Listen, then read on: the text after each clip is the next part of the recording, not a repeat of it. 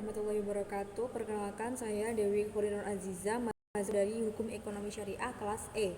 Nah, pada kesempatan kali ini saya ingin menyampaikan materi dari mata kuliah Pengantar Ilmu Hukum yang dibimbing oleh Bapak Musa Taklima terkait dengan 3 poin penting, yaitu 15 asas hukum, 3 aliran hukum, yaitu hukum alam, positivisme, dan sejarah, serta kaidah sosial, hukum, susila, dan kesopanan.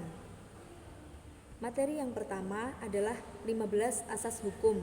Kita mulai dari 15 asas hukum yang merupakan prinsip-prinsip dasar dalam sistem hukum. Banyak dari asas ini dikenal dengan istilah Latin. Berikut penjelasan singkatnya.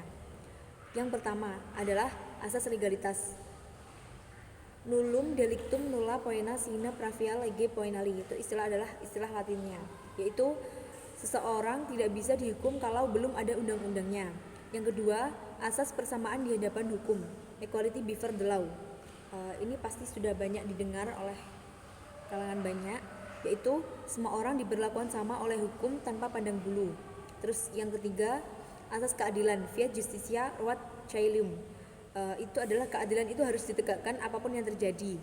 Terus yang keempat, asas kepastian hukum, Rechtssicherheit. Hukum itu harus jelas dan bisa diprediksi penerapannya. Yang kelima, asas kemanfaatan, utilitas.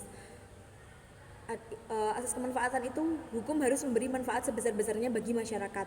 Yang keenam, asas keseimbangan, antara hak dan kewajiban harus berjalan seimbang. Yang ketujuh, asas itikat baik. Asas itikat baik itu adalah bona fide. Semua tindakan hukum dilakukan dengan niat yang baik dan jujur.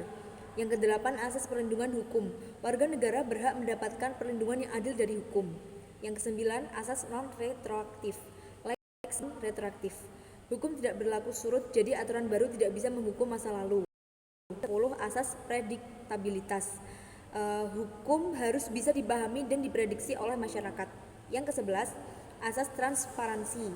Proses hukum harus terbuka dan bisa diakses publik. Yang ke-12, asas akuntabilitas. Penegakan hukum harus dapat dipertanggungjawabkan. Yang ke-13, asas proporsionalitas. Sanksi hukum harus sesuai dengan berat ringannya pelanggaran. Yang ke-14, asas efisiensi dan efektivitas, yaitu hukum dijalankan dengan cara yang tepat guna tidak boros. Terus yang ke-15, asas lex superior derogat legi inferior, yaitu asas apabila peraturan yang lebih tinggi derajatnya mengesampingkan yang lebih rendah. Yang materi yang kedua itu adalah aliran hukum. Selanjutnya ada 3 aliran hukum yang penting untuk dipahami. Yang pertama, hukum alam, natural law. Hukum itu berasal dari akal dan moral manusia. Jadi, nilai-nilai kebaikan dan keadilan itu universal meskipun belum tertulis. Terus yang kedua tadi, positivisme hukum. Hukum itu dianggap sah hanya kalau sudah ditetapkan oleh negara. Jadi, fokusnya pada aturan yang tertulis, bukan pada moral. Terus yang ketiga, sejarah hukum, historical school. Hukum dianggap lahir dari tradisi, kebiasaan, dan budaya masyarakat dan berkembang seiring waktu. Materi yang ketiga, yang terakhir adalah kaidah sosial yang meliputi hukum, susila, dan kesopanan. Ini adalah yang terakhir, kita bahas kaidah sosial. Kaidah sosial itu adalah aturan yang hidup di tengah masyarakat dan terbagi menjadi 3. Yang pertama kan tadi kaidah hukum.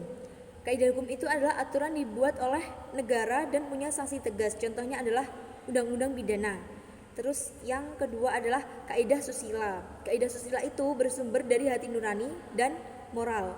Kalau dilanggar sanksinya berupa rasa bersalah biasanya. Terus kaidah kesopanan. Aturan tak tertulis yang mengatur ketika dalam